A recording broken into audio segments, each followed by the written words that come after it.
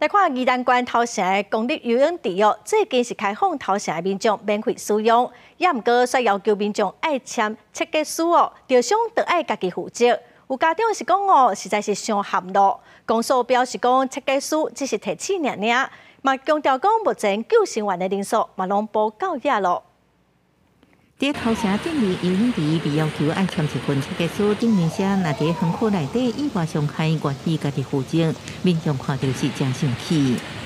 人家免费，然后要责任要自己扛。对啊，我是觉得这样是很不合理啊，不然你就不要开放了。民众表示，家己囡仔去游泳池受水，拄到设计书的情形，现场救生员人数阁无够，感觉真无合理。若到游泳池爱签设计书，出代志爱家己负责，若去河边玩水就好。也都 OK，对啊。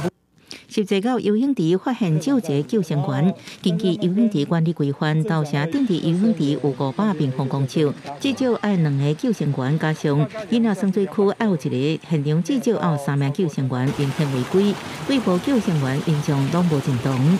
那当然是本来游泳池应该就是要设置有救生员的。基本上还是会有一些意外啊，所以还是基本上救生员比较安全。因为你看我们这个切结书上面写的，就是说他怕他去影响别人，或是用不当的方式去游泳，我们要建立是一个比较健康的一个方式的。头城顶伫游泳池2011年因为疫情关起来，中经过厂商改善设备征收，最近重新对顶面开放免费一场。头城电工所表示，设计书只是提醒作用，无法律效力，救生员人数已经补足。记者综合报道。